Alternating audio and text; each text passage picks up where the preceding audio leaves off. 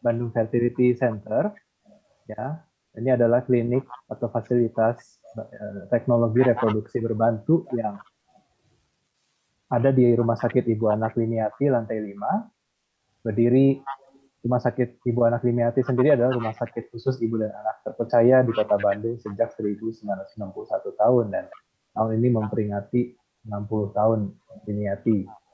Kemudian rumah sakit ini aksesnya sangat mudah, yaitu di pusat kota Bandung, di Jalan Mata Dinata, atau yang lebih dikenal di kalangan turis sebagai Jalan Riau, nomor 39.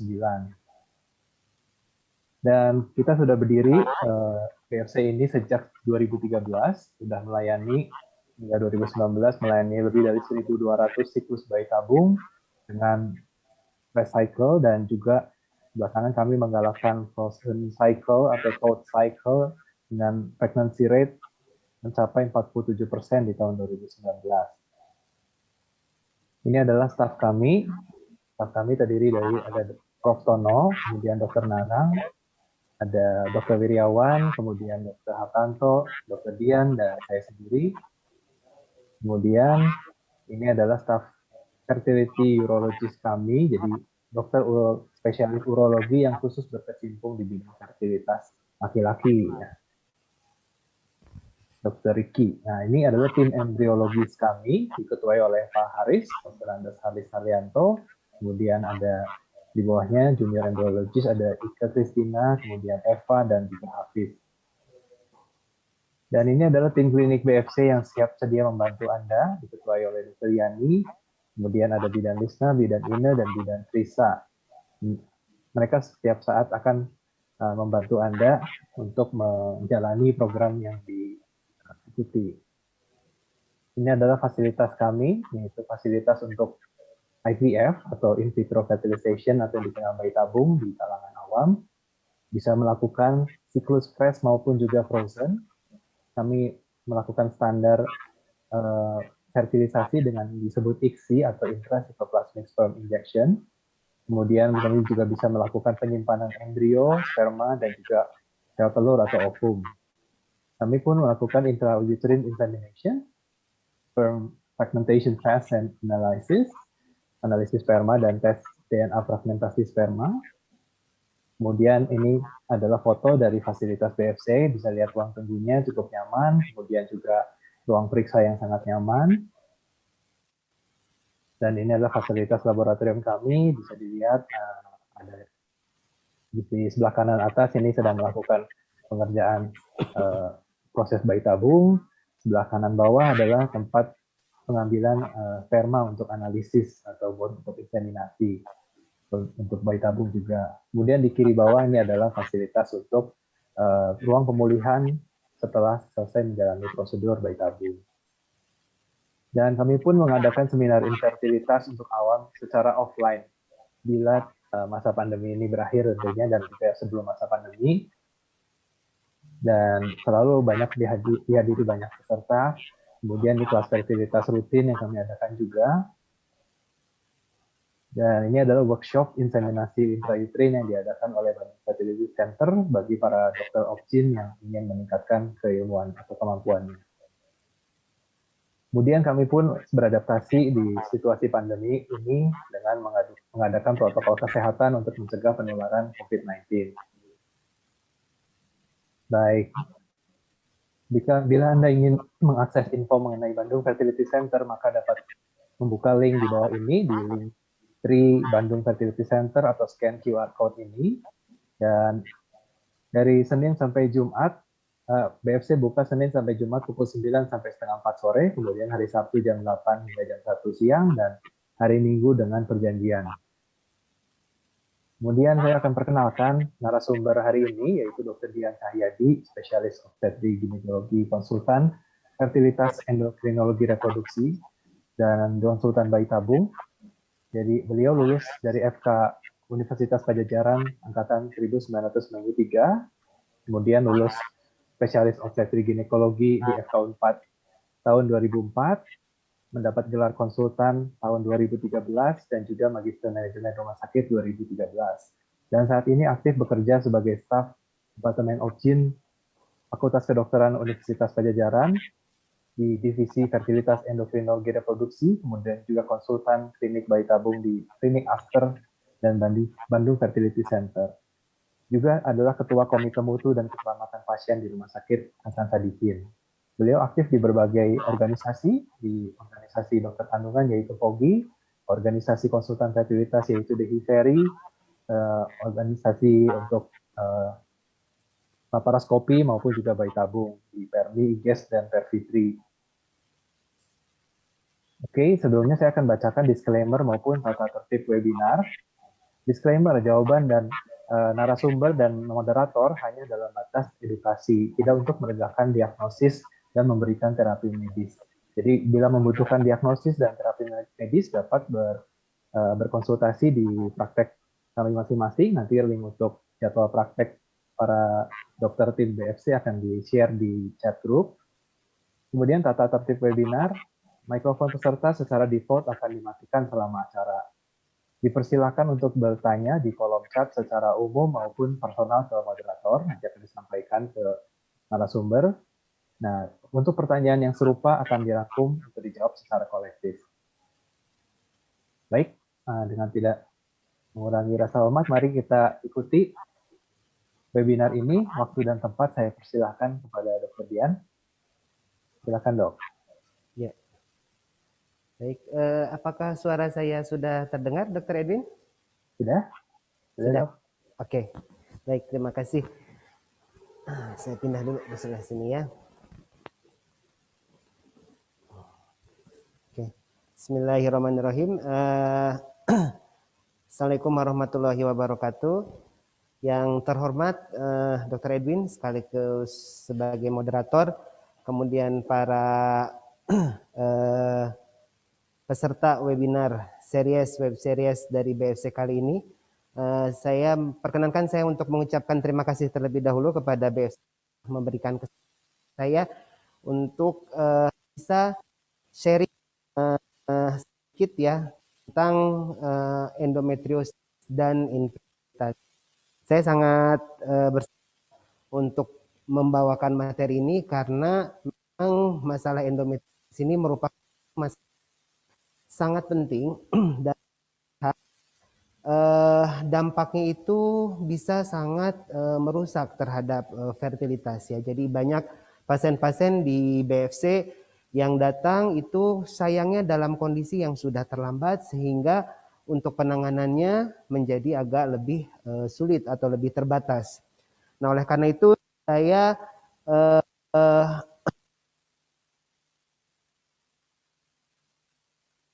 untuk terus saling mengedukasi mengenai bagaimana cara kita melakukan tata laksana kasus endometriosis yang tepat agar supaya kita bisa menghindari komplikasi atau hal-hal yang tidak diinginkan. Dr. Edwin, sedikit pengantar. Selanjutnya saya akan memulai presentasi saya dengan apa disebut dengan endometriosis itu. Jadi endometriosis adalah suatu bentuk kelainan ginekologis, artinya kelainan dan tandai dengan adanya pertumbuhan jaringan endometrium. Jaringan endometrium ini adalah jaringan dinding dalam rahim ya, di tempat yang tidak seharusnya. Jadi kalau yang secara rutin setiap bulan dia akan keluar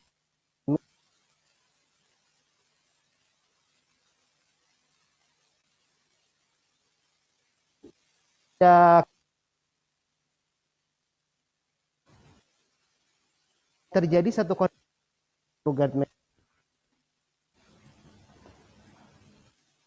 Maaf sebentar.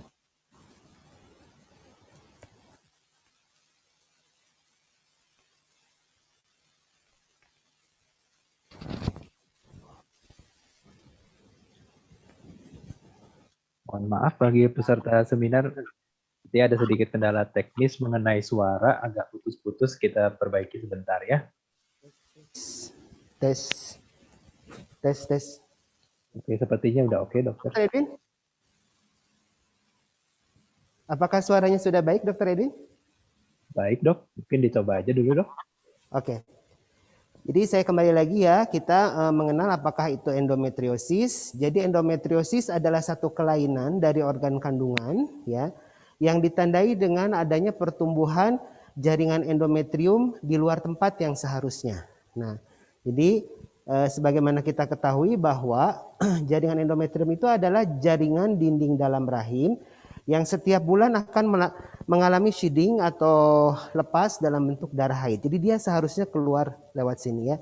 Tetapi pada kondisi ini ternyata ada sebagian darah haid dia yang kembali masuk ke dalam rongga perut. Kemudian dia menempel di sekitar organ-organ di dalam rongga perut ya. Inilah yang disebut sebagai retrograde menstruation atau kembalinya darah haid ke dalam rongga perut. Ini merupakan salah satu teori yang mencoba menjelaskan mengapa bisa terjadi pertumbuhan dinding dalam rahim atau endometrium di tempat yang tidak seharusnya.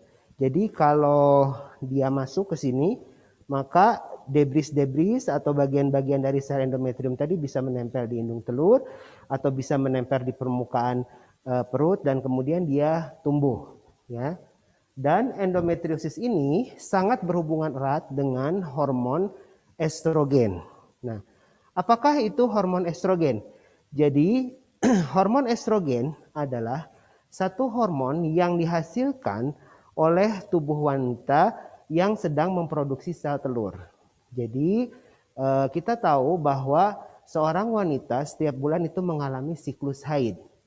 Jadi itu merupakan satu perubahan yang terjadi oleh karena adanya pertumbuhan sel-sel telur atau folikel di sini. Ya. Nah, pada saat folikel ini tumbuh, dia menghasilkan satu hormon yang disebut sebagai estrogen. Nah, gunanya estrogen adalah untuk menumbuhkan dinding dalam rahim. Jadi pada saat haid dinding dalam rahimnya luruh semuanya dan ketika ada estrogen di sini, maka dinding dalam rahim itu akan tumbuh dengan baik, mempersiapkan pada saat nanti apabila terjadi kehamilan, maka embrio akan menempel pada dinding dalam rahim ini. Nah, jadi estrogen ini sangat esensial sekali untuk tubuh seorang wanita untuk mempersiapkan kehamilan. Dan siklus haid yang baik itu menggambarkan produksi sel telur yang baik.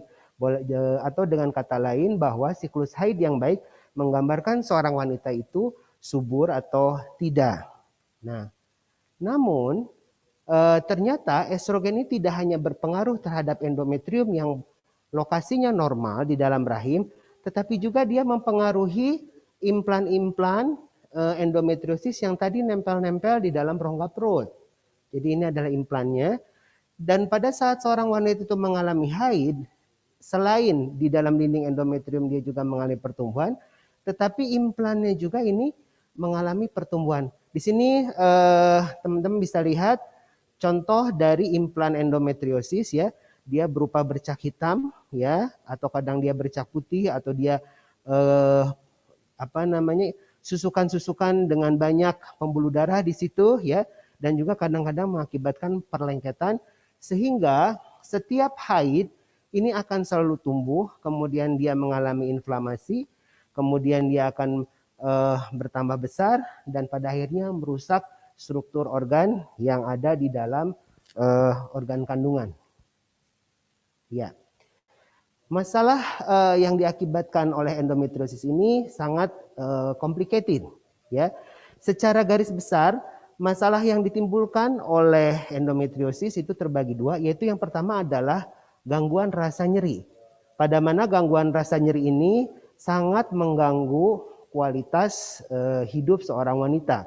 Nanti saya akan berikan contoh-contohnya.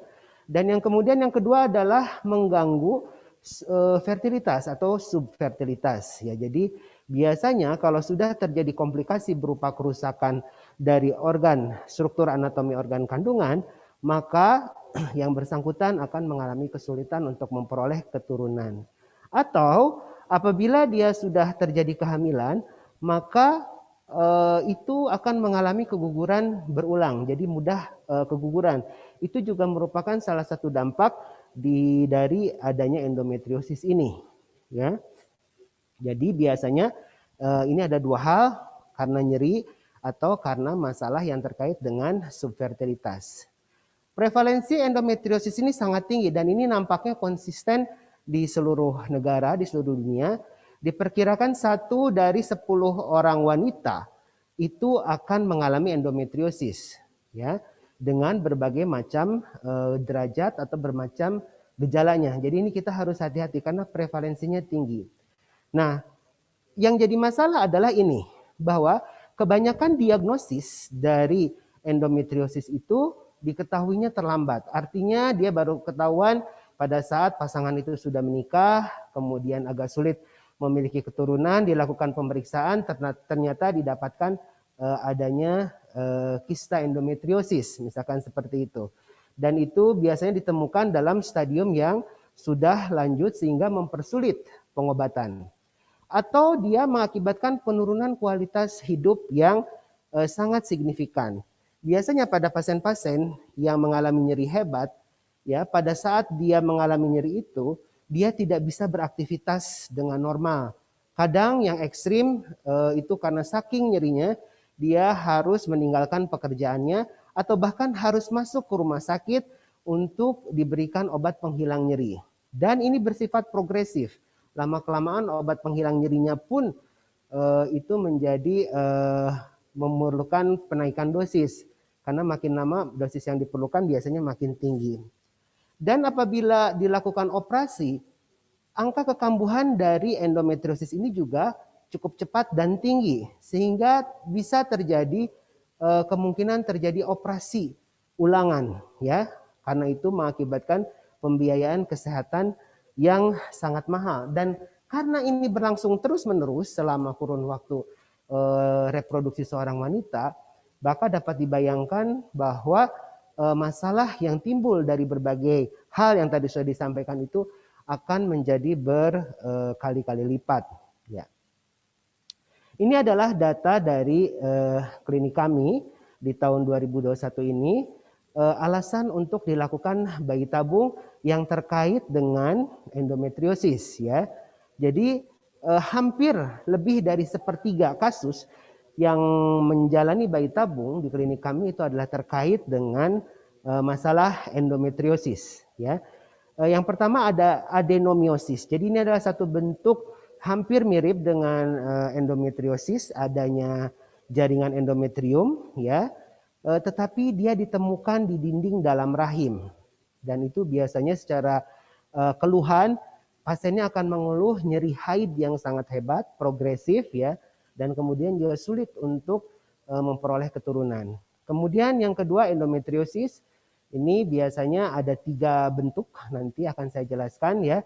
Ini tinggi sekali, sekitar 35-85%, ya. Pasien bayi tabung menjalani bayi tabung dengan alasan endometriosis, kemudian nyeri haid, ya. Sebagian dari nyeri haid ini actually itu adalah satu endometriosis, gitu ya. Jadi ini kadang di dalam ini juga masih ada endometriosis atau riwayat pernah operasi endometriosis, kista endometriosis. Ini juga banyak, ya. Dan kadang yang jadi permasalahan di sini adalah pada saat pasca operasi cadangan sel telurnya sudah tidak terlalu baik lagi. Sehingga untuk masuk bayi tabung pun prognosisnya menjadi kurang baik.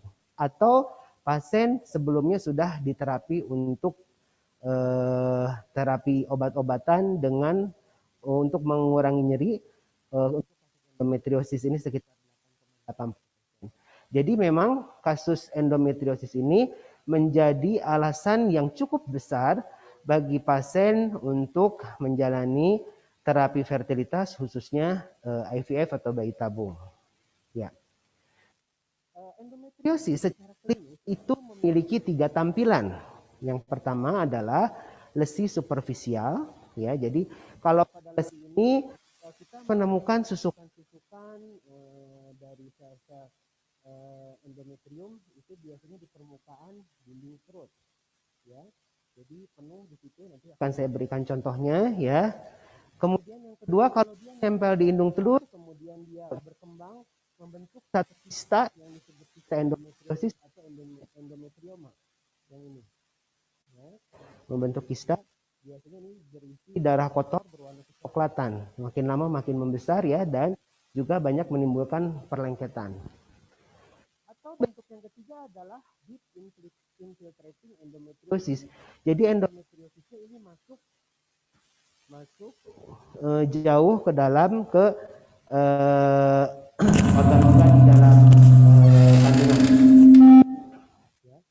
Jadi biasanya kalau yang ini keluhannya dia sangat nyeri pada saat buang air besar atau seraba ada massa di daerah anusnya, ya, dan kemudian juga bisa menempel di organ lain, misalkan seperti di kandung kemih, ya. Jadi tiga tipe dari klinis endometriosis ini nanti ditegakkan diagnosisnya atau ditentukan diagnosisnya biasanya pada saat dilakukan operasi, ya. Misalkan dengan laparoskopi. Jadi laparoskopi itu adalah satu teknik operasi di mana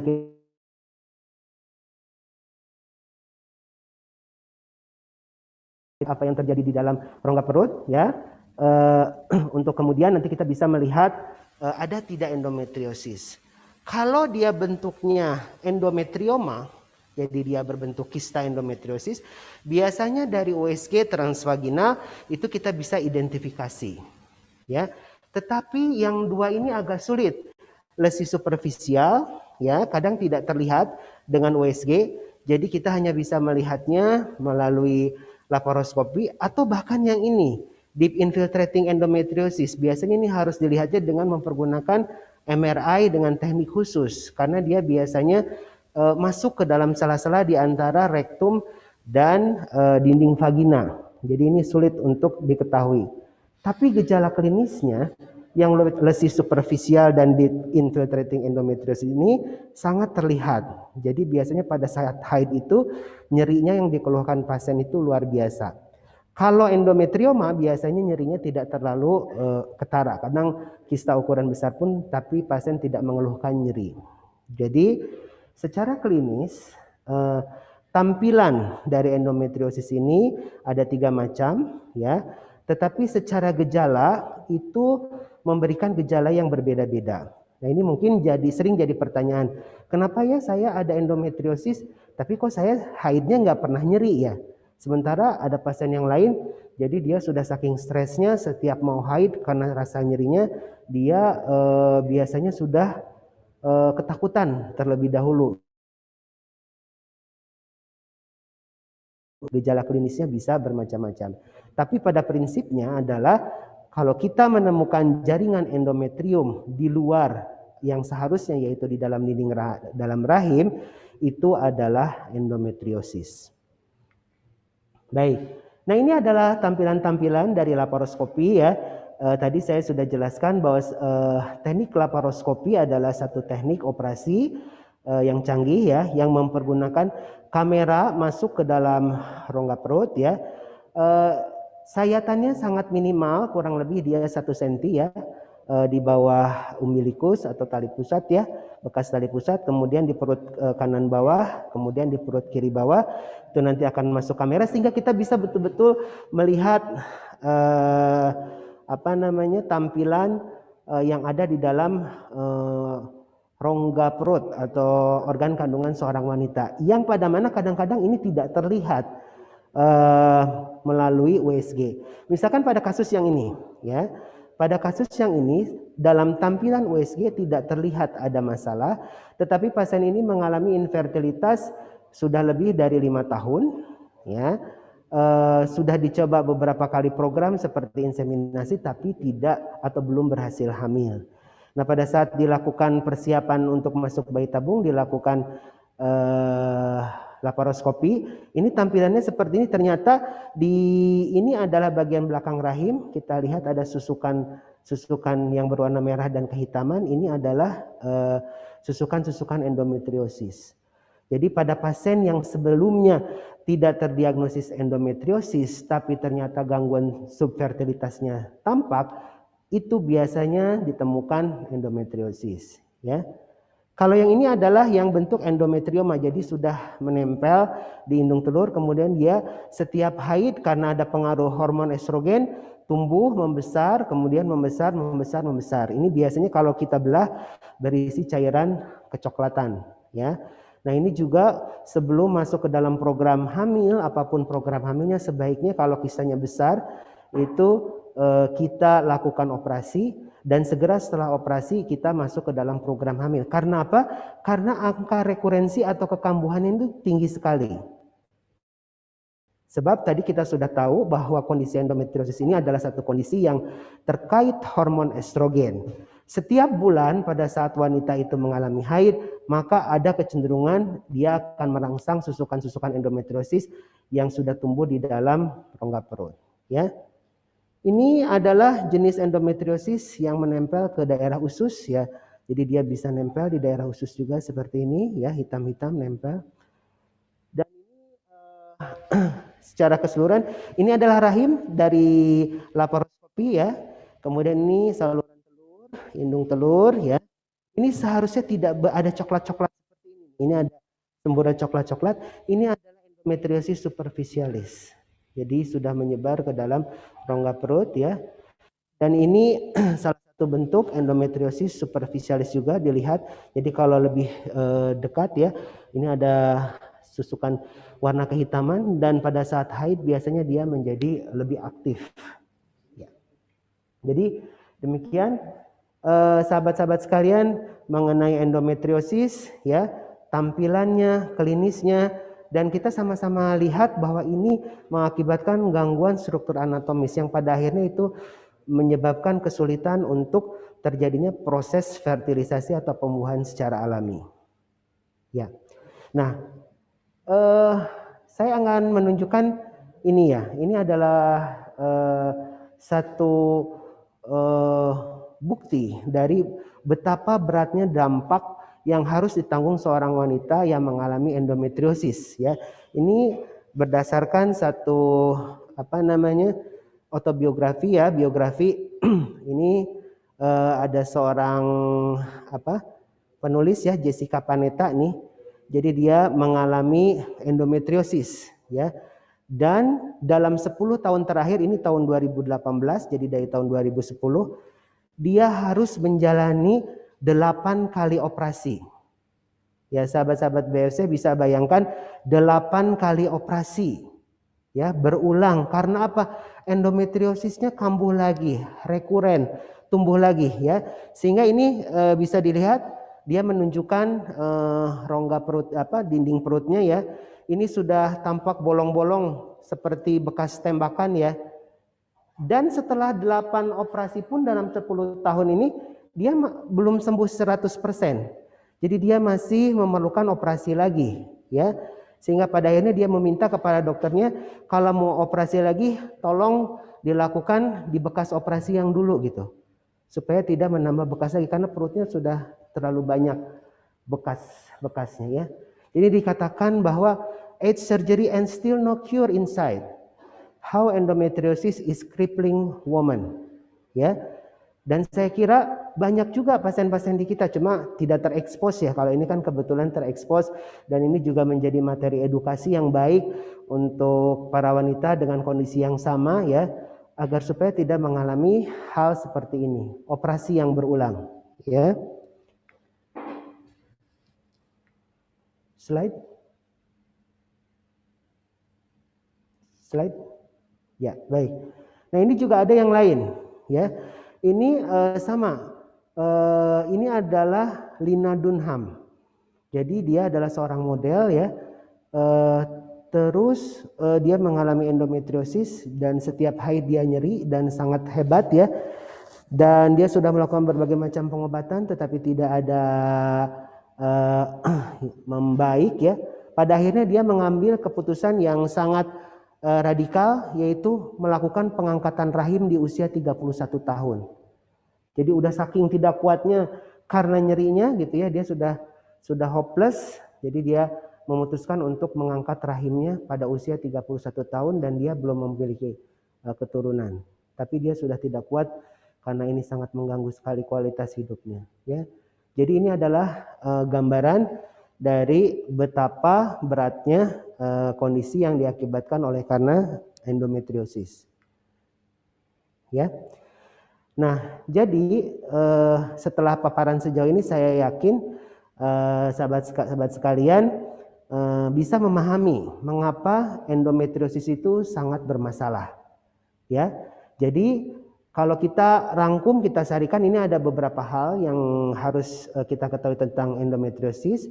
Yang pertama, karena endometriosis itu sulit atau bahkan bisa dikatakan tidak bisa sembuh. Jadi yang bisa kita lakukan adalah mengendalikan endometriosis. Kalau sembuh 100% tidak.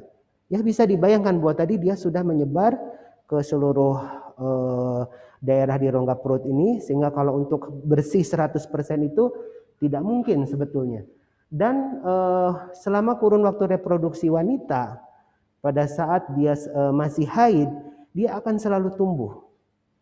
Ya, jadi ini harus merubah paradigma kita dalam penanganan endometriosis, bahwa endometriosis itu sekarang harus dipandang sebagai satu penyakit kronis yang memerlukan penanganan atau pengendalian secara terus-menerus, seperti hipertensi, seperti diabetes.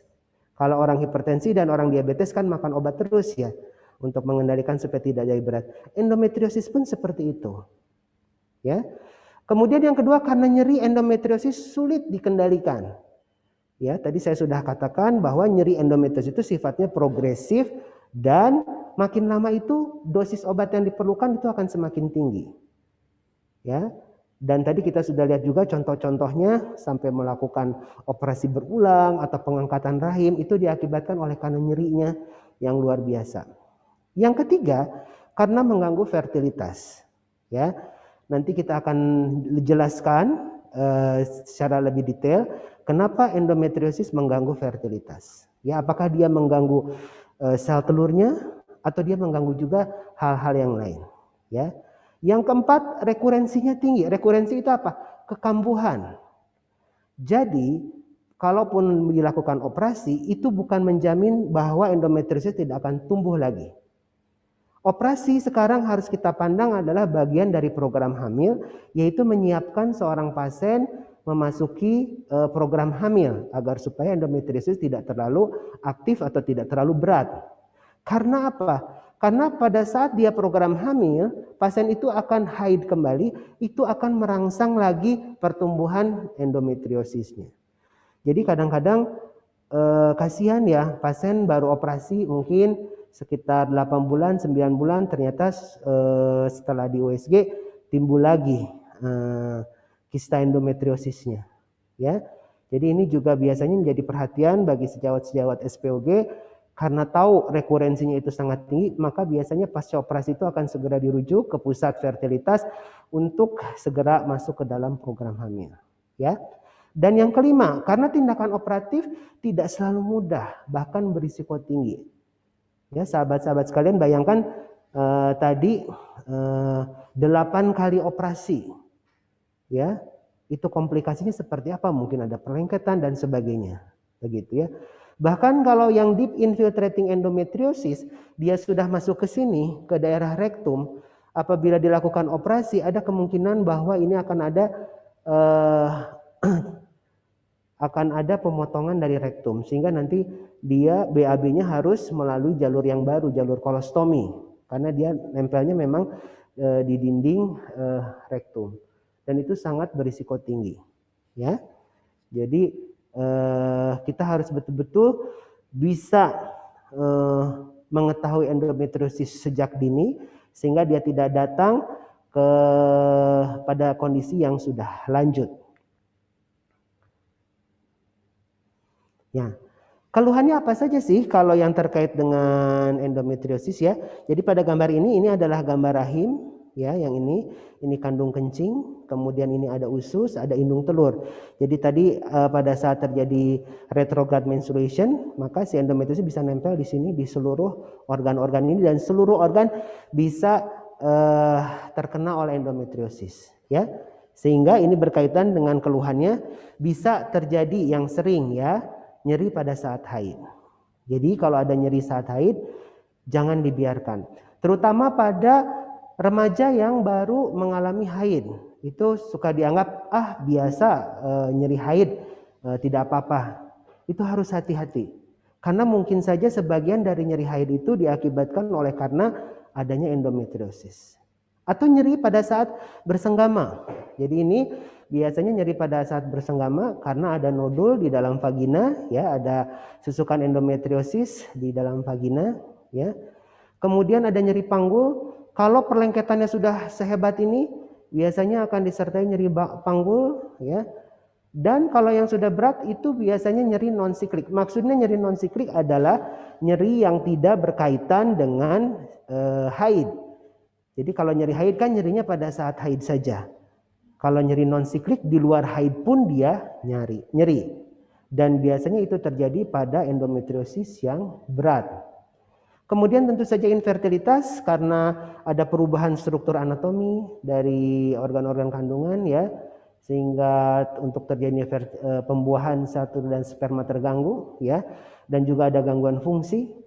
Kemudian ada kista ovarium, kadang-kadang kok perutnya membesar, kemudian di USG ternyata ada kista, ya. Ada hematuri artinya kencingnya berdarah.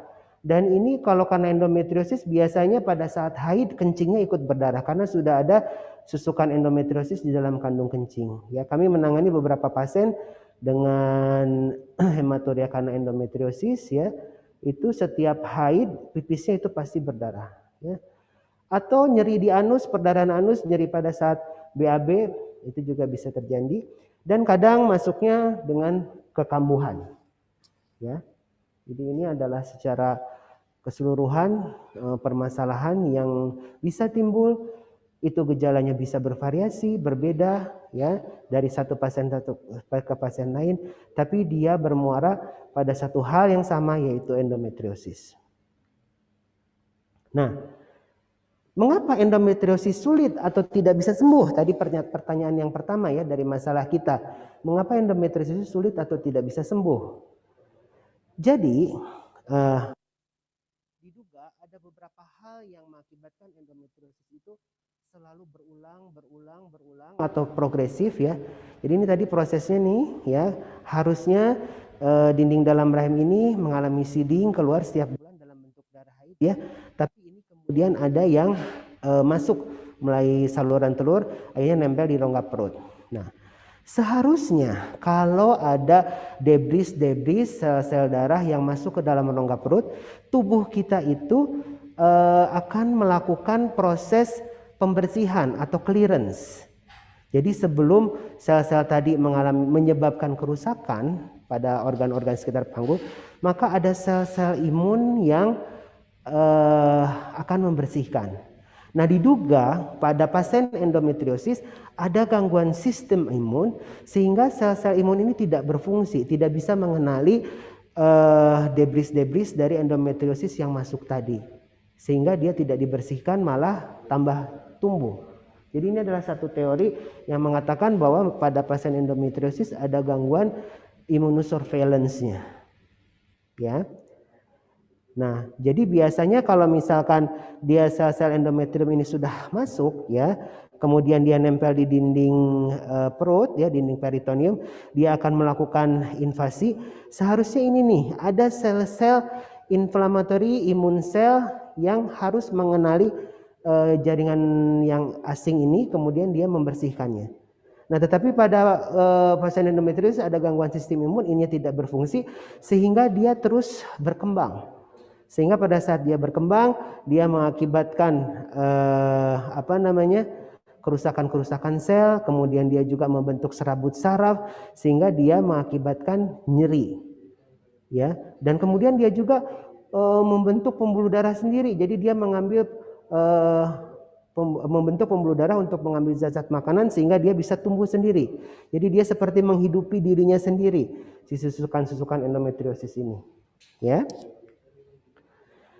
Baik. Jadi yang kedua adalah bahwa masalah estrogen. Sebab setiap bulan kan pasti seorang wanita itu menghasilkan estrogen, ya, karena ada sel telur yang tumbuh.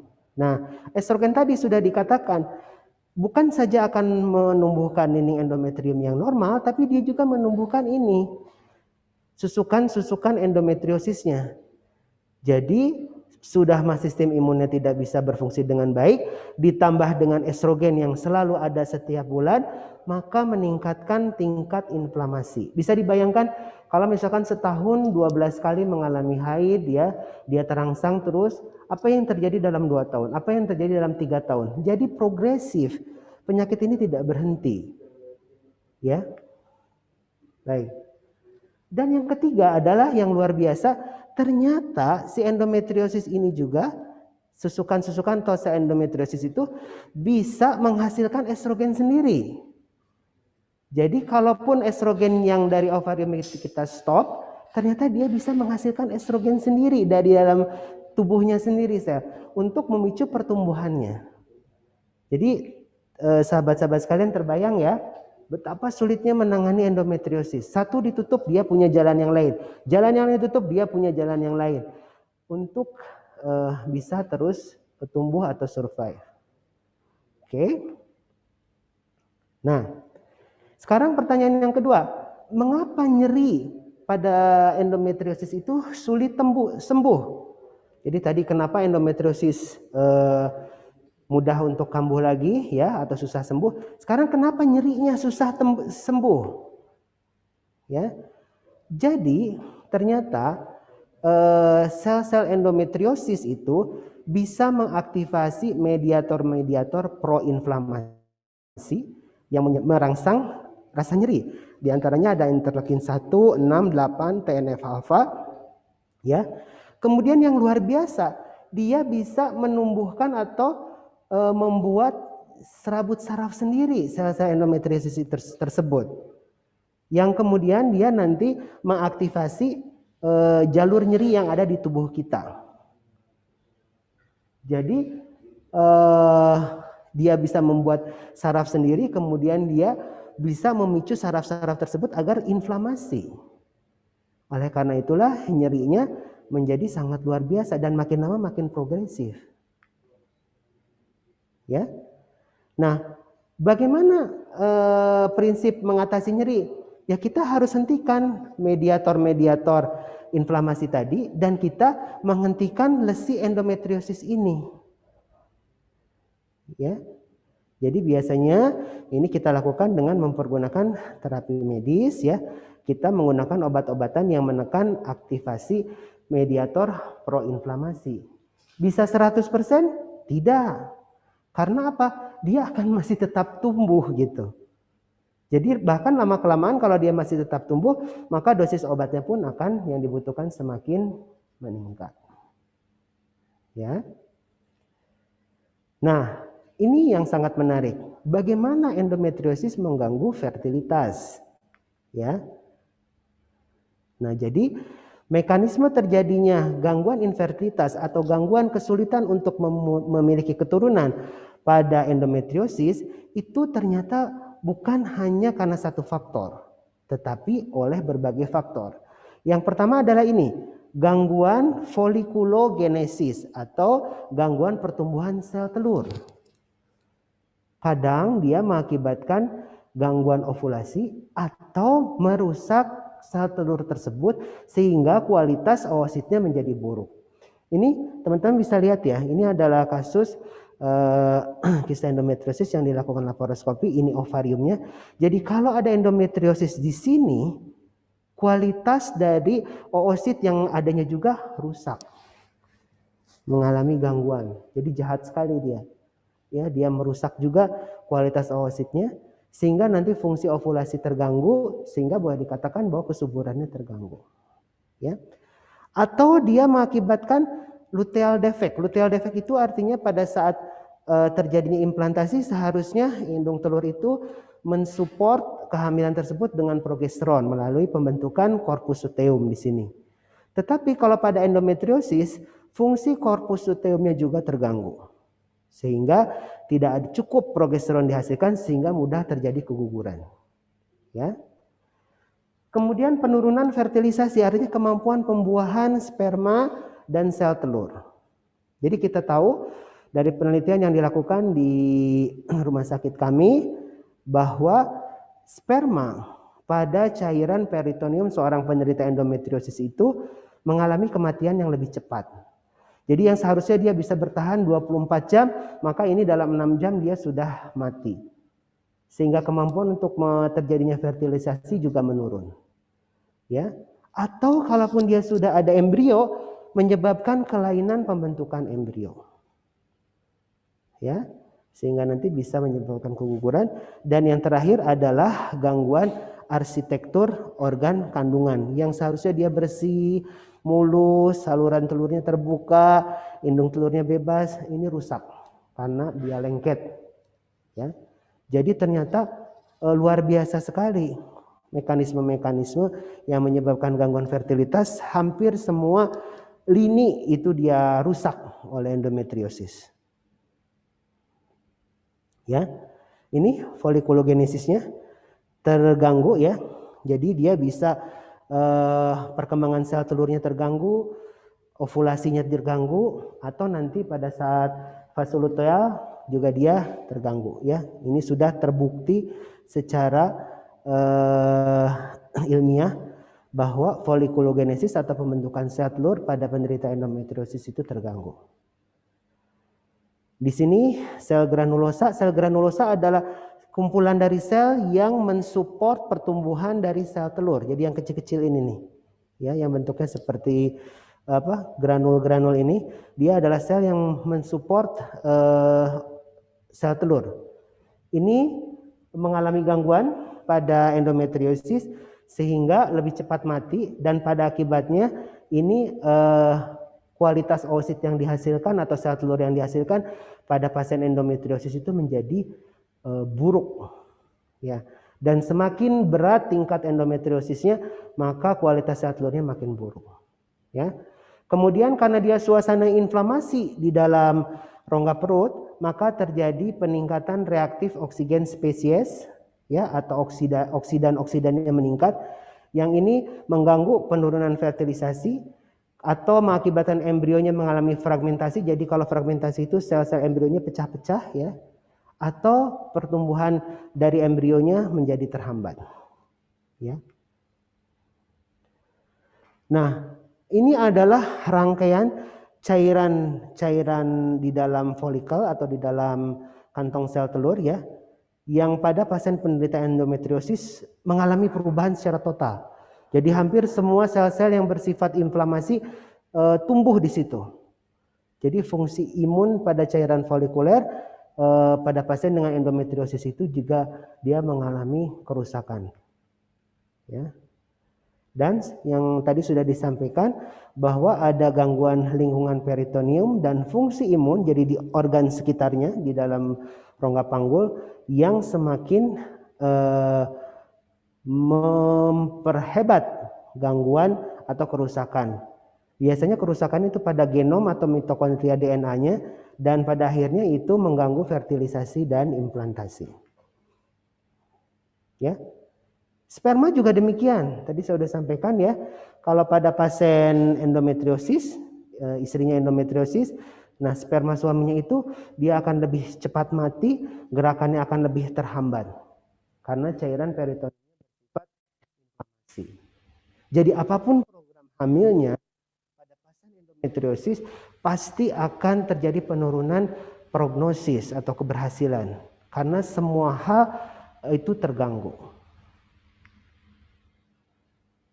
Ya, jadi key point-nya adalah seperti ini. Pada wanita dengan endometriosis, hati-hati karena angka kehamilan itu lebih rendah dibandingkan dengan wanita normal.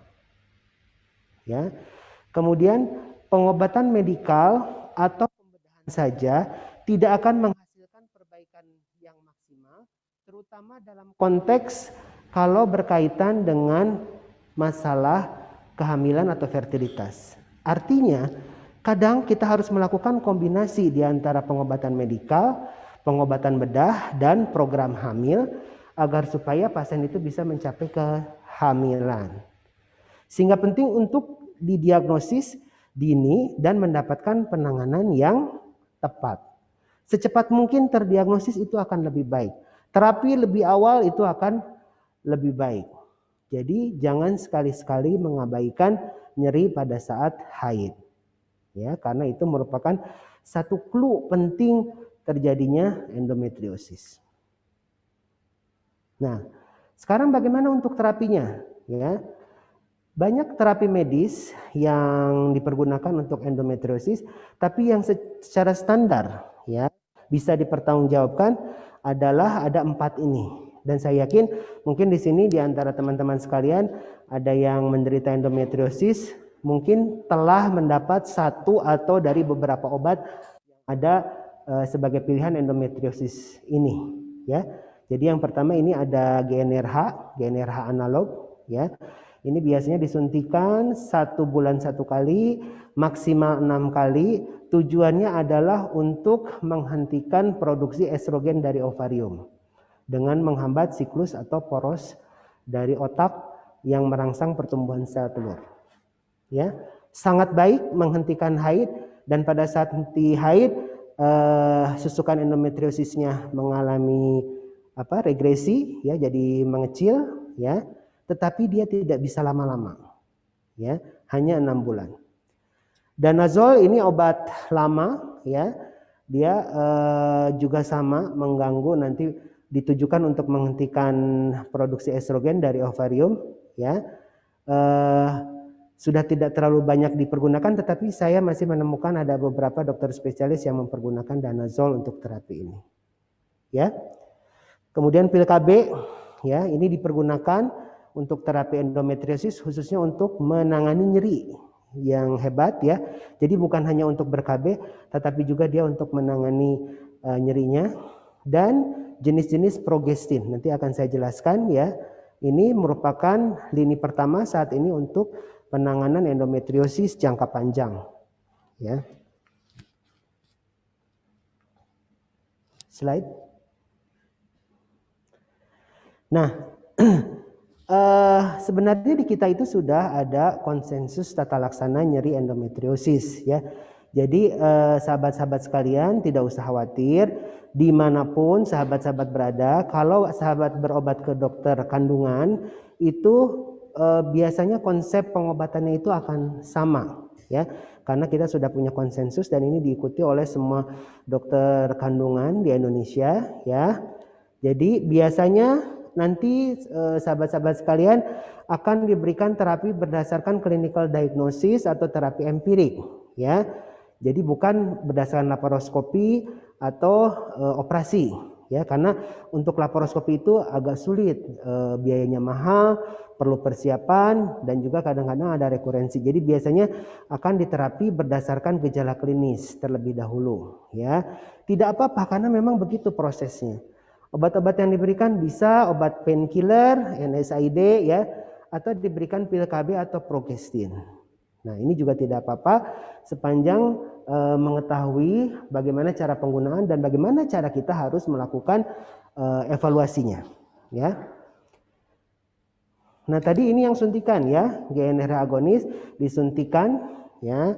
Nanti kalau dia disuntikan dia akan menghentikan respon atau sinyal dari hipotalamus ke hipofisis dan akhirnya ke ovarium juga stop, sehingga nanti akan menstruasinya berhenti, ovulasi berhenti, estrogennya berhenti diproduksi.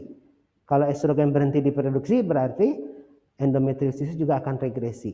Tapi hati-hati, tidak boleh sampai terjadi hipoestrogen yang berlebihan karena nanti banyak organ yang akan terganggu, misalkan tulang, ya. Oleh karena itu penggunaan ini biasanya nanti dokter akan menyarankan maksimal 6 kali suntik. Nah, setelah itu nanti harus dipikirkan apakah akan ada terapi lain untuk jangka panjangnya atau yang lain, ya. Dan ini grade atau level kesahihan pengobatannya itu A. Jadi ini yang baik, ya, sudah terbukti dengan penelitian dan sebagainya. Ya, kemudian pil KB kombinasi ini juga bisa digunakan, ya. Cuma harus hati-hati karena pada pil KB juga ada komponen estrogennya. Nah, ini yang ditakutkan dia bisa meningkatkan atau memperberat deep infiltrating endometriosis atau superficial endometriosis dalam jangka panjang. Jadi nyerinya hilang, tapi progresivitasnya masih terus berjalan, ya. Ini juga masih sama tadi, karena ada komponen estrogennya di dalam pil KB, maka harus hati-hati ya. Nah, sekarang progestin ya. Jadi progestin ini banyak dipergunakan untuk tata laksana berbagai kelainan ginekologi, misalnya perdarahan uterus abnormal, miom atau yang lainnya ya. Nah, sekarang juga dipergunakan atau dari dulu memang sudah dipergunakan untuk pengobatan endometriosis, tapi sekarang ini kita temukan satu jenis progestin yang spesifik untuk pengobatan endometriosis. Mungkin juga sahabat-sahabat sekalian ada yang mendapatkan terapi ini saat ini ya. Jadi ini merupakan terapi yang first line-nya untuk saat ini ya. Jadi progestin sendiri macam-macam ya. Nanti biasanya diambil jenis tertentu yang lebih sesuai untuk endometriosis, yaitu adalah Dynogest ya. Dan sekarang ini dipergunakan untuk penanganan endometriosis jangka panjang. Kenapa harus jangka panjang? Tadi kita sudah jelaskan bahwa ini penyakit berlangsung seumur hidup dan tidak boleh kita biarkan karena dia progresivitasnya akan meningkat, jadi kita harus tekan pakai obat secara terus-menerus. Penyakit kronis seperti diabetes atau hipertensi. Ya. Jadi ini ya yang terbaru pengobatannya untuk saat ini ya, Dynogest sebagai hibrid progesteron. Nah, cara kerjanya bagaimana? Dia sama menghambat sekresi dari hipotalamus hipofisis, tapi supresi terhadap estradiolnya tidak seberat GnRH analog, ya, sehingga tidak mengganggu organ yang lain.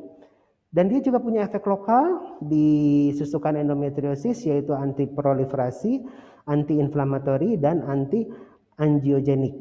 Jadi dia menekan semua aktivitas-aktivitas buruk yang dihasilkan oleh susukan endometriosis.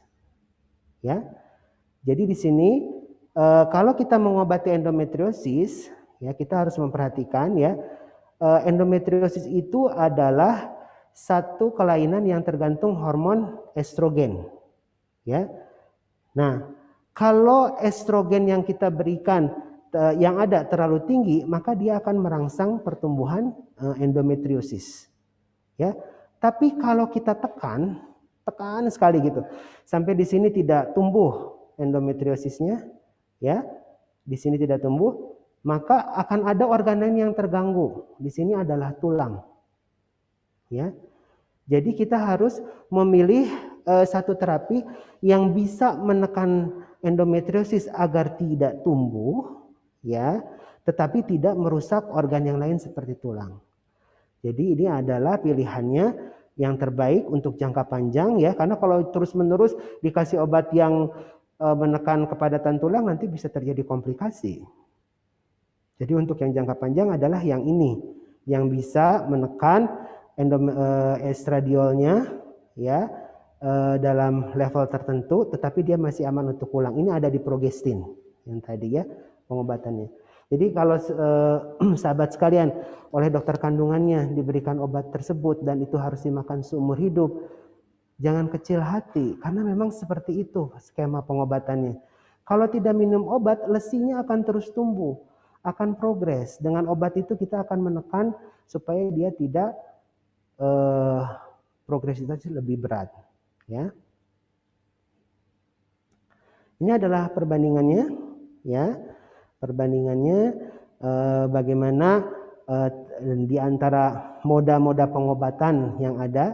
Kalau Dynogest ya, ini efeknya terhadap endometriosis itu sangat tinggi, tapi biasanya ada gangguan pola haid. Jadi jangan kaget kalau pakai Dynogest itu ada pola haid yang terganggu. Ya. Cara penggunaannya mudah, hanya diminum dan bisa dipergunakan jangka panjang. Kalau GnRH analog ini biasanya nanti pasiennya tidak haid, tapi hanya terbatas 6 bulan, ya. Biayanya juga cukup tinggi, cukup mahal, ya. Untuk ini pil KB ya, untuk selain menangani endometriosis juga dia bisa mengontrol siklus haid keuntungannya, ya. Baik sahabat, selanjutnya adalah terapi bedah. Ya, terapi bedah ini untuk beberapa kasus menjadi terapi pilihan, tetapi kalau kita bicara tentang efektivitasnya itu masih diperdebatkan. Mengapa? Ya, karena bedah itu ada beberapa kerugian. Satu, dia invasif, artinya dia membuka rongga perut. Ya, ada kaitan morbiditas, bisa mengakibatkan misalkan cedera atau dan sebagainya. Ada risiko komplikasi. Ya. Dan efektivitasnya untuk operasi juga dipertanyakan karena endometriosis 45% itu biasanya akan kambuh lagi dalam 5 tahun. Dan 50% dia akan memerlukan operasi ulang. Nah, beberapa pasien ya 27% itu bahkan sampai operasi lebih dari 3 kali. Pada mana hal tersebut bukan merupakan satu hal yang baik, operasi berulang seperti itu. Ya. Jadi kapan kita memilih tindakan operasi untuk kasus operasi? Ya. Kalau misalkan kita melakukan operasi itu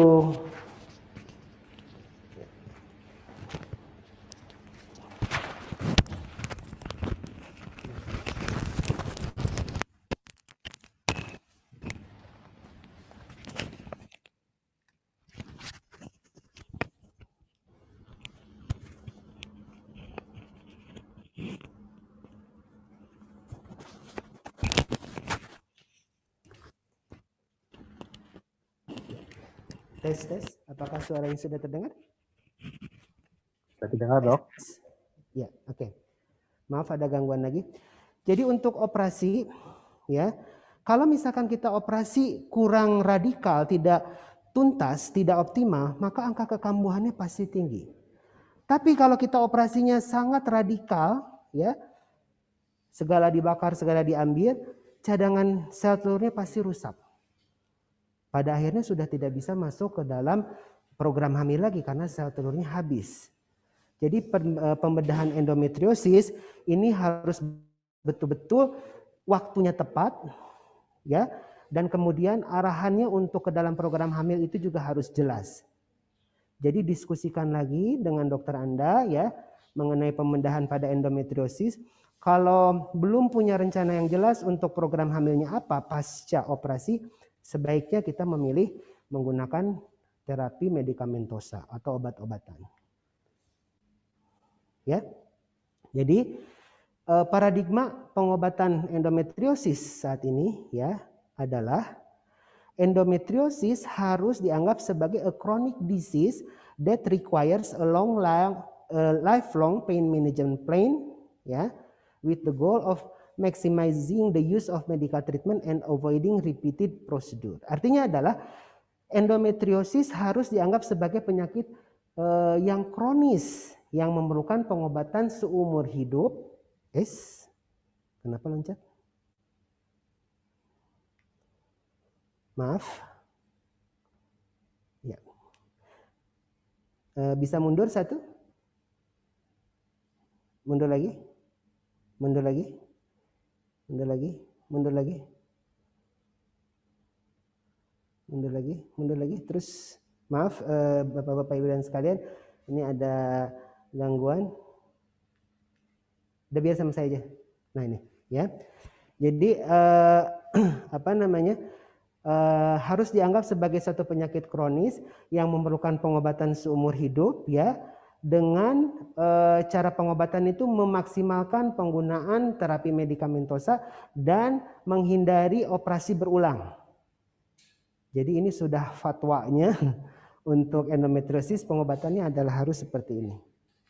Ya. Slide. Nah, ini Profesor Charles Chapron. Jadi dia mengatakan bahwa setiap kasus endometriosis harus dilakukan personal approach untuk pasiennya. Operasi hanya dilakukan pada saat pasien itu ingin hamil dan sudah punya rencana program hamil yang jelas. Ya, slide. Nah, jadi di sini, jadi pada saat endometriosis terdiagnosis secara klinis, misalkan pasien itu mengeluh nyeri, kemudian dari pemeriksaan sangat sugestif ke arah endometriosis, nyeri pada saat haid, maka pilihan pertamanya itu bukan operasi, tetapi adalah long term medical treatment. Jadi obat dulu. Obat yang harus diminum dalam jangka waktu yang panjang untuk menekan endometriosis jangan menjadi lebih parah. Pada saat pasien itu ingin hamil, baru dilakukan operasi. Operasinya ini merupakan bagian dari program hamil, ya. Kemudian setelah operasi di sini langsung masuk ke dalam IVF, bayi tabung. Nah, kemudian ini sudah beres hamil dan sebagainya. Pasca kehamilan diberikan lagi long term medical treatment. Karena kalau dia haid lagi akan tumbuh lagi nanti. Ya. Jadi konsep ini yang harus kita sama-sama perhatikan agar supaya apa? Nanti di saat program hamil atau di saat bayi tabung itu luarannya bagus. Keberhasilannya bisa lebih tinggi. Ya. Slide. Jadi konsepnya kalau disederhanakan adalah seperti ini, ya. Jadi kalau kita ketemu endometriosis, obati dulu medikamentosa sampai dia jelas ingin program hamil. Nah, setelah itu program hamil dan kemudian terapi lagi. Ya. Nah, artinya apa? Bahwa kalau kita melakukan operasi pada kasus endometriosis dengan infertilitas, kita harus lihat dulu nih, ya. Kalau sampai pun kita melakukan operasi harus ada alasan yang jelas, ya. Jadi nanti dilihat pemeriksaan dasarnya seperti ini. Kalau cadangan ovariumnya sudah sedikit, usia di atas 35 tahun, ini benar-benar diperhatikan sebab operasi akan sangat menurunkan cadangan sel telur. Kemudian kalau ada atau saluran telurnya tersumbat, ya, maka harus diperhatikan bahwa ini harus cepat dilakukan IVF pula atau analisis sperma abnormal, maka harus segera dirujuk ke klinik spesialis. Dan kalau diputuskan untuk dilakukan operasi harus merupakan bagian dari program hamil. Karena 6-11 bulan dari operasi harus, kalau tidak rekurensi dari endometriosis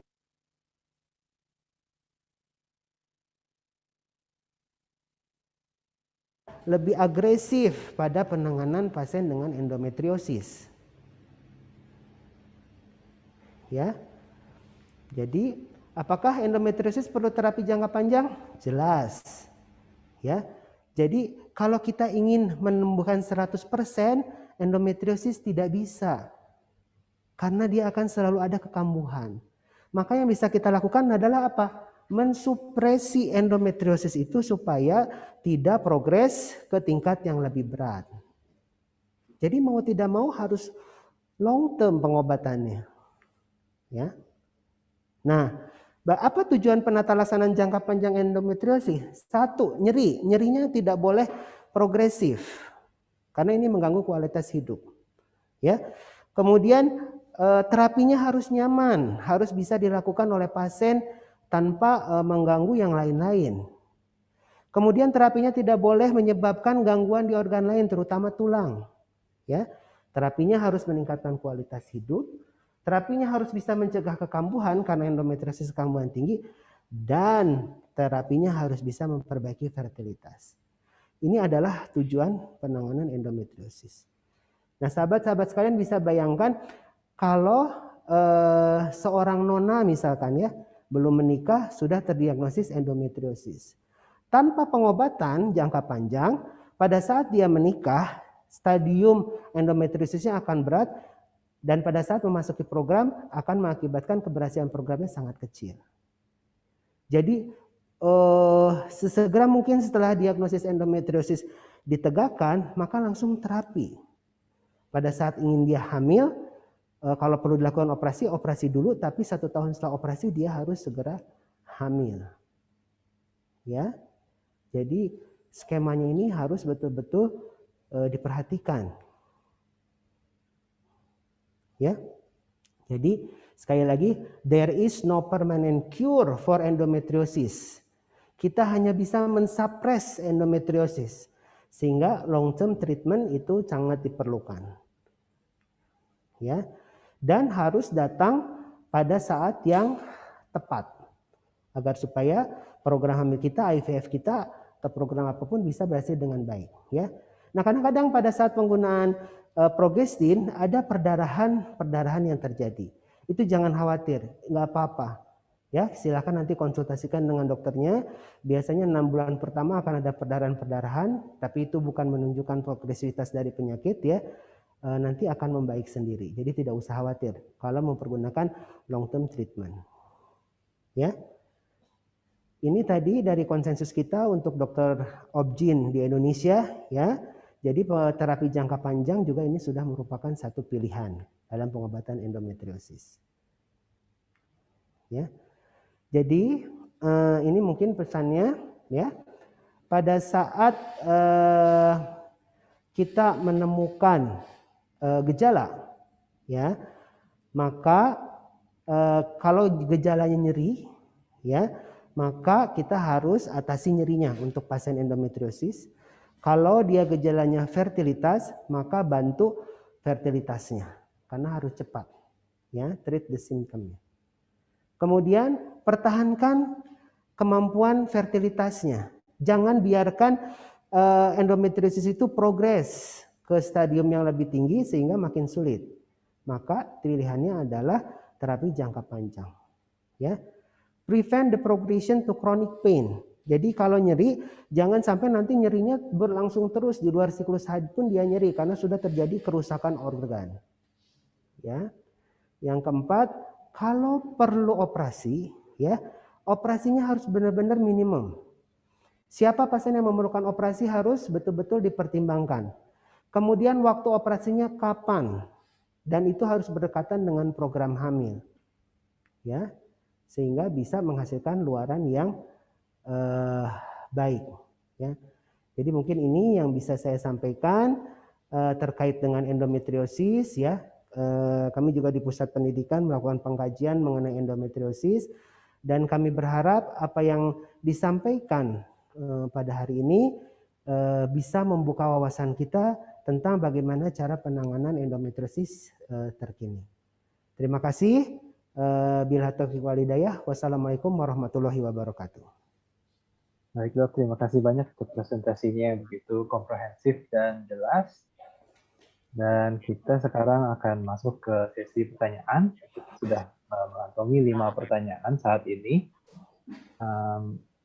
Pertama-tama kita dapat pertanyaan dari Ibu Isma dari YouTube. Bagaimana cara agar endometriosis tidak tumbuh kembali, dok? Baik, Dr. Edwin, dari Ibu siapa tadi? Maaf, saya suaranya kurang jelas. Oh, Ibu Isma. Ibu Isma, baik. Jadi Ibu Isma yang baik, endometriosis itu pasti akan tumbuh lagi kalau haid. Jadi tadi sudah disampaikan bahwa kita tidak bisa melakukan cure, nggak bisa. Kita hanya bisa suppress endometriosis. Kita hanya bisa kendalikan. Ya, jadi kalau untuk sembuh 100% endometriosis itu tidak bisa. Jadi endometriosis harus dianggap sebagai satu penyakit yang memerlukan penanganan jangka panjang seperti hipertensi atau seperti diabetes. Jadi dia harus minum obat terus, Bu Isma, ya.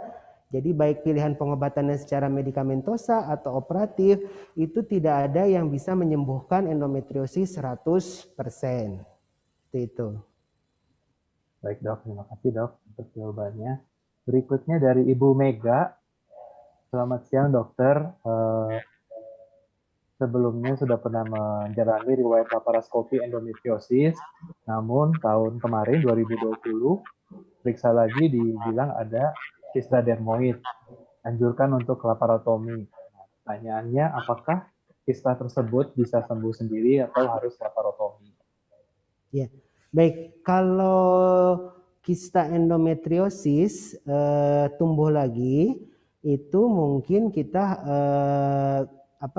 harus lakukan laparoskopi lagi, Bu. Tapi ini tadi ada keterangan bahwa kemungkinan kistanya kista dermoid ya. Padahal kalau kista dermoid agak sulit ya, Dokter Edwin, untuk dilakukan laparoskopi karena takutnya nanti bisa spill-nya itu kemana-mana gitu.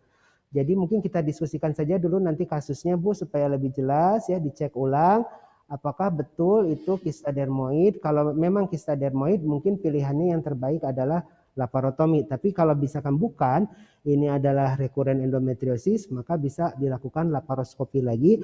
Tapi dengan catatan kalau ibu maksudnya adalah untuk program hamil, maka operasi ini sekarang harus merupakan bagian dari program hamil ibu ya Bu. Jadi tidak boleh sekedar operasi saja. Baik dok, terima kasih dok. Berikutnya dari Ibu Asri, izin bertanya dok, jika mengalami kista endometriosis sebelah kiri, apakah tidak mungkin mengalami kehamilan secara alami mengingat masih ada ovarium yang sebelah kanan? Lalu apakah ada cara lain untuk hamil selain bayi tabung? Jika sudah pernah operasi, apakah kemungkinan hamil alami bisa terjadi? Kira-kira berapa lama terjadi kehamilan setelah operasi? Terima kasih dok. Baik, terima kasih Dr. Edwin. Jadi pada prinsipnya Bu secara umum ya, kalau pasca operasi itu adalah 1 tahun harus sudah tercapai kehamilan. Ini dikaitkan dengan angka rekurensi. Karena di atas 1 tahun rekurensinya tinggi, sehingga kalau tumbuh lagi endometriosisnya tentu saja akan menyulitkan untuk program hamilnya. Nah, apakah pasca operasi bisa hamil spontan? Tentu bisa, tergantung dari derajat endometriosisnya. Kalau derajat endometriosis tidak berat, misalkan hanya derajat 1 atau derajat 2 atau kista ovariumnya tidak terlalu besar, itu biasanya jadi kehamilan secara spontan pasca operasi. Tapi prinsipnya sama, kita harus percepat kehamilannya. Jadi entah mengikuti program yang lain seperti itu harus ganti tabung. Hanya kalau endometriosis itu, mohon maaf dok, suaranya hilang.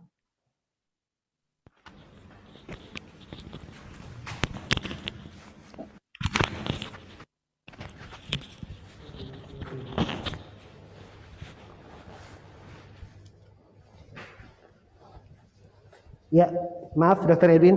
Ya, sudah terdengar kembali. Tadi 2 kalimat terakhir yang hilang dok. Ya, baik. Jadi Ibu tadi pembahasannya adalah begini. Kalau misalkan grade endometriosis tidak terlalu berat ya, grade 1 atau grade 2 atau dengan kista endometriosis yang kecil, itu bisa terjadi kehamilan spontan ya, tidak harus dengan bayi tabung. Hanya prinsipnya sama. Kita harus mempercepat program hamilnya karena apabila kita tidak cepat nanti keburu rekuren atau tumbuh lagi. Nah, seringnya konsepnya seperti ini. Jadi operasi ya ibu, kista endometriosis misalkan, kemudian pasca operasi ibu disuntik dengan GnRH analog sekitar 3 kali atau 4 kali. Kemudian setelah itu ditunggu dulu 2 bulan 3 bulan ada kehamilan spontan atau tidak. Tapi kalau tidak terjadi kehamilan spontan maka langsung masuk ke dalam program apakah IVF atau yang lain ya. Sepanjang tidak ada kerusakan organ lainnya, masih bagus misalkan seperti itu ya Bu, endometriosisnya belum mengganggu saluran telur. Jadi perlu diketahui dulu bagaimana kondisi organ-organ yang ada pada kasus ibu. Kalau saluran telurnya sudah rusak, ya mau bagaimana ketemu sel telur sama spermanya? Ya, jadi itu memang memerlukan tindakan bayi tabung kalau sel telurnya sudah rusak dua-duanya. Tapi kalau masih bagus, itu tidak ada masalah. Mungkin seperti itu, Dr. Edwin. Baik dok, terima kasih dok. Berikutnya pertanyaan dari Ibu Merla, dan ini mungkin mirip pertanyaannya dengan Bu Neng Eva, yaitu bagaimana mendiagnosis endometriosis ya. Jadi pertanyaannya sebenarnya dulu pernah didiagnosis endometriosis sekitar 6-7 tahun lalu sebelum menikah.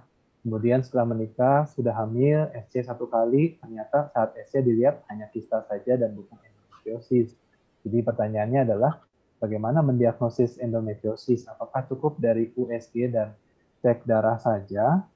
Atau misalkan kalau ada haid yang tidak nyeri juga apakah ada kemungkinan endometriosis? Ya, baik. Jadi untuk penegakan diagnosis ya Bu. Jadi untuk penegakan diagnosis dari endometriosis saat ini adalah yang kita pegang adalah gejala klinis. Jadi kalau misalkan gejala klinis itu sudah sangat jelas bahwa ada nyeri yang berulang pada saat haid yang sifatnya progresif, itu bisa kita diagnosis sebagai endometriosis ya. Apakah harus operasi? Karena operasi tadi bisa dengan lebih jelas melihat susukan-susukan endometriosis. Tidak, karena operasi itu memerlukan biaya yang cukup tinggi, ya. Kemudian risiko komplikasinya tadi juga cukup berat. Jadi kalau bisa operasi tentu akan lebih baik, tetapi itu tidak menjadi dasar untuk dilakukan diagnosis saat ini. Jadi diagnosis saat ini memang dari gejala klinis saja. Dari USG bagaimana? Kalau dia sudah berbentuk kista, kan tadi kita sudah tahu endometriosis ada 3 bentuknya ya. Ada lesis superficialis, ada endometrioma, ada deep infiltrating endometriosis. Nah, USG transvaginal itu bisa melihat yang sudah berbentuk kista endometriosis atau endometrioma. Kalau yang superficial tidak bisa dilihat. Kalau sudah ada jelas dari USG itu, maka penegakan diagnosisnya akan lebih baik ya.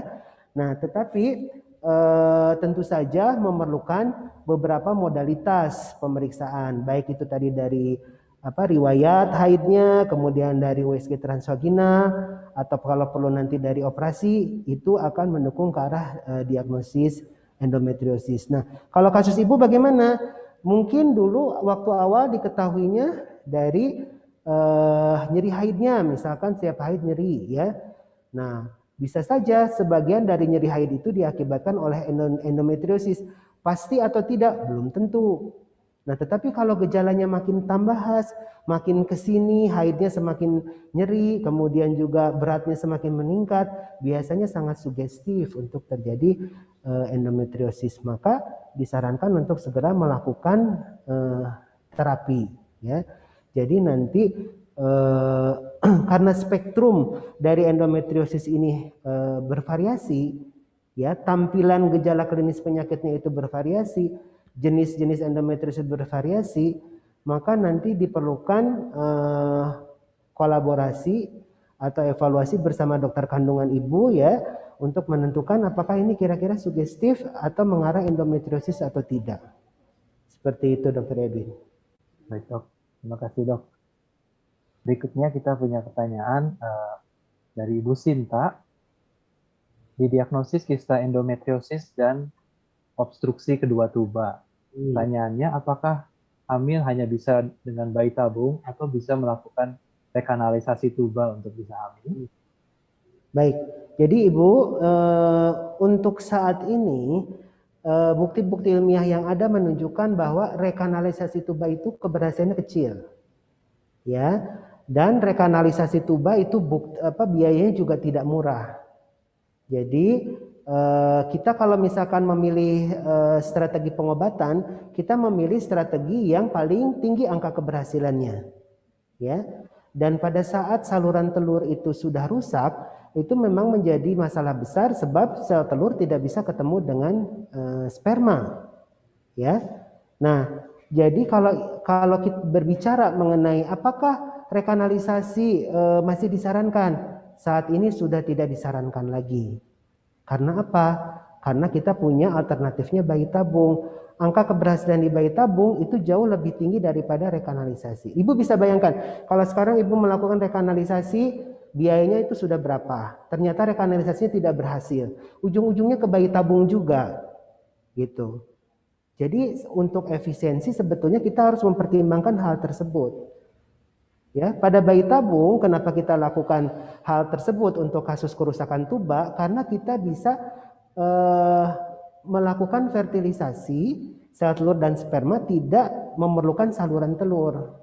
Karena kan pembuahan itu terjadinya di saluran telur ya Bu. Sekarang saluran telurnya udah rusak. Jadi kita pembuahannya di luar, setelah jadi bayi ditanam lagi di dalam rahim. Tentu secara logikanya ini akan lebih efisien dibanding kita memperbaiki saluran telurnya, belum tentu saluran telurnya nyambung lagi, belum tentu berfungsi, ya. Kemudian nanti kalau itu tidak berhasil harus bayi tabung juga, jadi malah 2 kali. Kalau seperti itu biayanya jadi lebih besar. Yang penting itu kan bukan tubanya baik lagi, tapi yang penting itu adalah bahwa ini bisa tercapai kehamilan. Begitu mungkin pendapat saya, Dr. Edwin. Baik, dok. Baik, kemudian berikutnya pertanyaan dari Ibu Rika. Dok, kalau umur 37 tahun, endometriosis, apakah harus operasi atau harus langsung program bayi tabung? Nah, ini kita lihat usia sudah 37 tahun ya. Sehingga kita harus lebih cepat karena di usia di atas 35 tahun cadangan sel telurnya sudah habis ya. Kemudian sekarang ada endometriosis. Nanti kita lihat dulu nih Bu, endometriosisnya seperti apa. Kalau dia misalkan kista endometriosis ukurannya kecil 1 cm, 1,5 cm, mungkin tidak usah dilakukan operasi, kita langsung masuk ke bayi tabung. Ya, tetapi kalau misal kistanya cukup besar 5 cm, 6 cm misalkan seperti itu, ya, karena kita tahu bahwa dengan adanya endometriosis tadi bisa mengganggu cadangan sel telur, bisa mengganggu kualitas sel telur, maka sebaiknya diangkat dulu. Karena kalau tidak nanti pada saat kita masuk bayi tabung juga kualitas sel telurnya menjadi kurang baik. Karena kita tahu bahwa gangguan dari kualitas sel telur itu sebanding dengan tingkat dari keparahan endometriosisnya. Ya, jadi kalau kistanya kecil mungkin ibu bisa langsung masuk ke bayi tabung, tetapi kalau kistanya besar sebaiknya operasi dulu dan segera masuk ke bayi tabung. Itu jangan lama-lama. Ya, dan dari segi usia pun mungkin ini harus cepat ya karena sudah 37 tahun gitu. Mungkin seperti itu Dr. Edwin? Baik, Dok. Terima kasih jawabannya. Oke, kita sampai ke pertanyaan terakhir nih dari Ibu Isma. Dok, apa penyebab utama adanya endometriosis? Jika faktor genetik, bagaimana untuk memutus rantai turunan kita supaya tidak mempunyai endometriosis? Baik Bu, jadi penyebab pasti dari endometriosis itu kita tidak tahu saat ini. Karena ternyata banyak sekali faktor-faktor yang diperkirakan menjadi penyebab endometriosis. Jadi kalau boleh dikatakan endometriosis itu penyebabnya tidak satu Bu, tetapi dia penyebabnya banyak. Faktor genetik merupakan salah satu faktor, tetapi masih ada faktor-faktor yang lain juga. Jadi kalau misalkan kita mau menutup satu faktor, faktor yang lain juga harus diperbaiki, harus ditutup juga. Kalau tidak, itu masih akan terus berlangsung seperti itu. Dan apabila kita sudah masuk ke dalam faktor genetik, misalkan ada gangguan imun karena faktor genetik, biasanya faktor tersebut tidak bisa kita atasi. Maksudnya disembuhkan 100% tidak bisa. Kita hanya bisa mengendalikannya saja. Mengendalikannya agar supaya dia tidak terlalu berdampak terlalu buruk sehingga bisa lebih terkendali. Misalkan tadi kalau gangguan sistem imun, maka salah satu pengobatannya adalah tadi dengan menekan kadar estradiol sehingga si endometriosisnya tidak terlalu aktif, sehingga inflamasinya tidak terlalu berat. Karena untuk memulihkan sistem imunnya sendiri mungkin tidak bisa kita lakukan secara total ya, tetapi kita bisa tekan supaya itu tidak terlalu berat gitu. Jadi seperti itu Dr. Edwin. Kalau penyebab pastinya sendiri kita belum tahu secara pasti, tapi kita tahu ini ada beberapa faktor dan beberapa faktor tersebut memberikan kontribusi yang cukup besar ya terhadap masalah endometriosis. Kalau faktor genetik kita bisa atasi yang lain, tapi kalau dari awalnya genetik mungkin agak sulit gitu ya. Kita tapi masih bisa bekerja di sisi yang lainnya untuk mengurangi inflamasinya. Mungkin seperti itu. Baik, Dok. Dok, maaf ada pertanyaan susulan tadi dari Ibu Rika dan Ibu Isma. Tapi masing-masing bertanya yang sama, hanya beda ukuran kista saja, Dok. Kalau Ibu Rika bilang kistanya 4 cm, sedangkan Ibu Isma kistanya 8 cm. Apakah manajemennya berbeda, Dok? Ya, jadi kalau 8 cm, tolong diperhatikan juga usia ya Bu, usia Ibu berapa. Karena itu merupakan satu faktor yang nanti terkait dengan keberhasilan program hamil. Tolong dilihat juga sperma ibunya bagaimana, sperma Bapak bagaimana. Kemudian saluran telurnya juga bagaimana. Jadi keputusan kita mengambil operasi yang paling penting adalah pasca operasi ibu sudah punya rencana program hamil. Nah, sekarang kalau ibu 8 cm kista tapi belum punya rencana program hamil, apakah harus dioperasi sekarang? Hati-hati Bu. Diskusikan dulu dengan dokter ibu. Ya, karena apa? Tadi rekurensinya tinggi. Dalam beberapa bulan bisa tumbuh lagi. Kalau tidak segera masuk ke dalam program hamil, tentu itu akan sangat merugikan karena nanti akan mengalami operasi berulang, ya. Tapi kalau misalkan ibunya sudah ada program hamil yang jelas, kemudian kita lakukan operasi saat ini 3 bulan 4 bulan kemudian langsung program hamil, itu adalah yang terbaik untuk segi pengobatan endometriosis, karena masanya sudah berkurang, kemudian sudah diterapi, dan kita harapkan endometriosis tidak aktif sehingga untuk program hamil itu menjadi lebih tinggi keberhasilannya. Ya, seperti itu, Bu. Baik dok, terima kasih dok. Satu pertanyaan terakhir dok, boleh dok?